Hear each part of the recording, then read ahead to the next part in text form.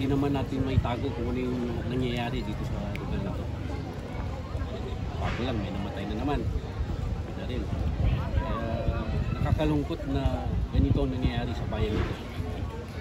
Kasi mula yung namatay yung mga ninuno natin na namamahalan, napakagandang ginagawa sa buong namamayan ng Datudo.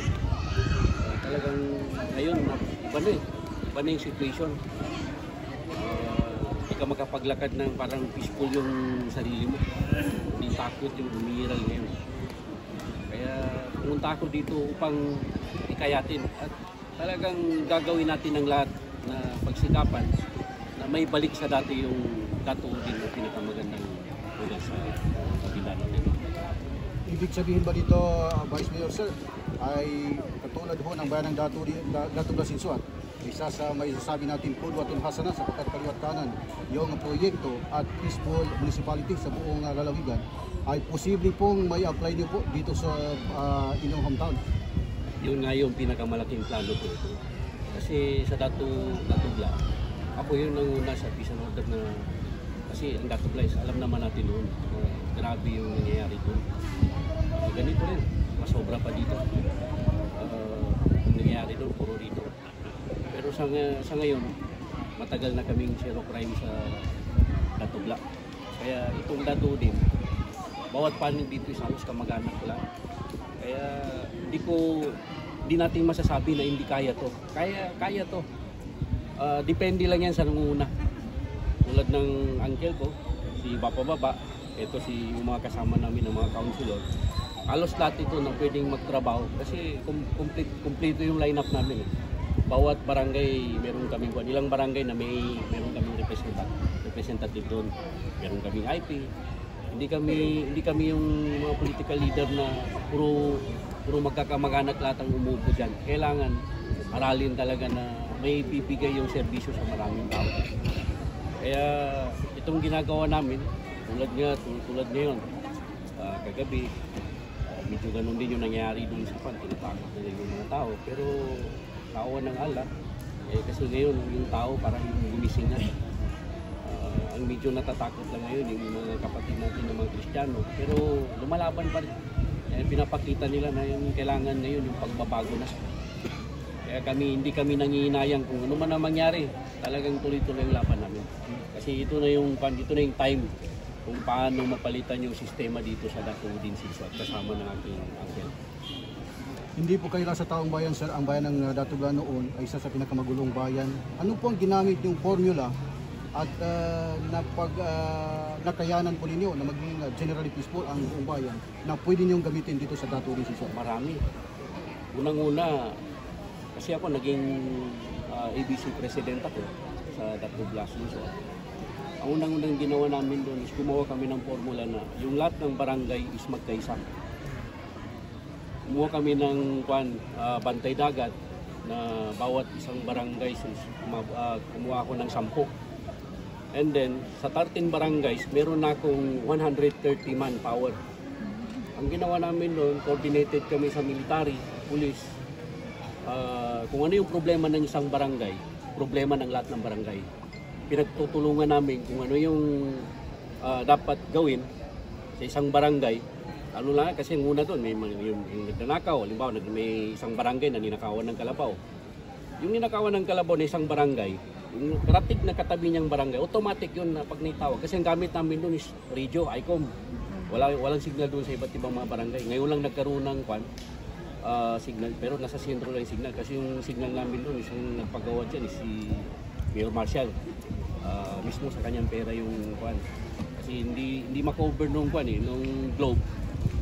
Pag hindi ka pala umabot ng 20 plus ang subscriber, hindi ka makakagawa ng signal na malaki daw ang budget. Ang ginawa ni Mayor, siya na mismo yung pumondo.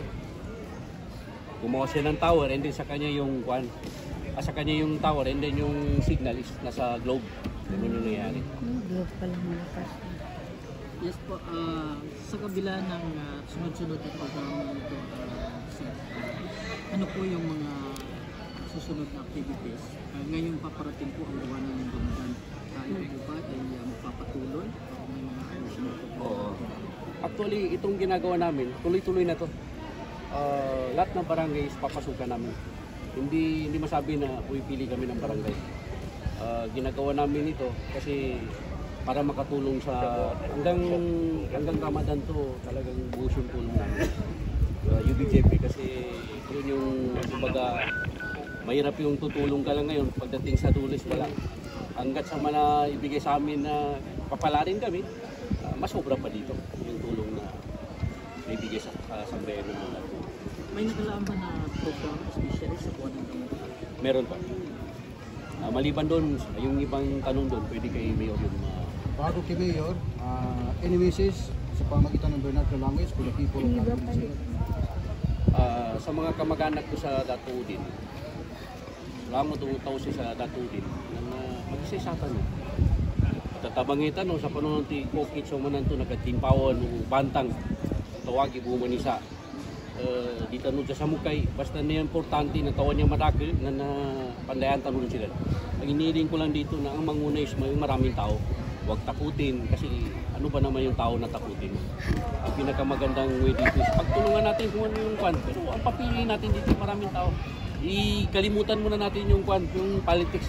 Ang unahin natin dito na makatulong tayo. Yun ang pinaka number 1 dito. Yung serbisyo sa sambayanan ng Datuudin. Mag-isa-isata no. Dito no dua-dua. Ito na yung time. Ito na yung time na magkaisa. Kasi yung dumadaan ngayon, pag pinalampas mo pa to, hindi nito dadaan ulit. Sis kano mga lukas ko mga pagali ko, na nabanganyan ko si kano sa ngipo pangani.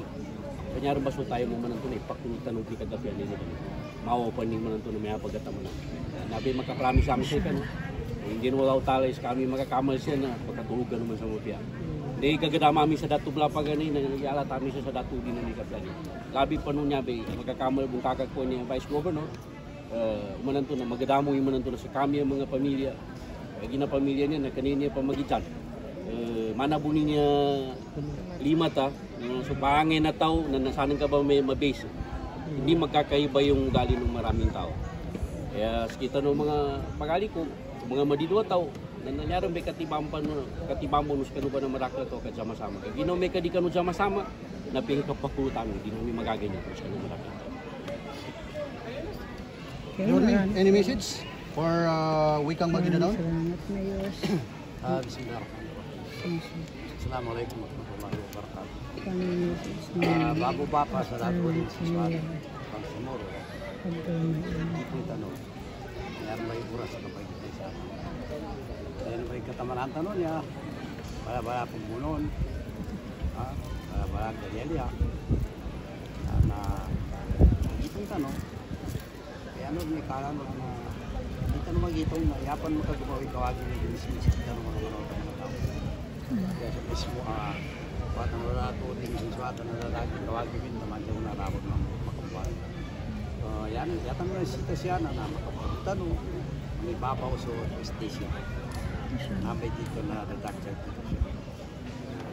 Pamaling ka, ini ka nung sa kampago, na yun man nag-ibig. Kasi kami ba niya panguluhan ko. Insyaallah, kami mga mag-iiklam sa Allah. Dinamis ka nung sa libutan, naman nagkakawala na sa kanila. Insyaallah, bakay bidya kami no, pa mga masipag kami. Yan ang bidya namin, ito ay manula. Assalamualaikum warahmatullahi wabarakatuh.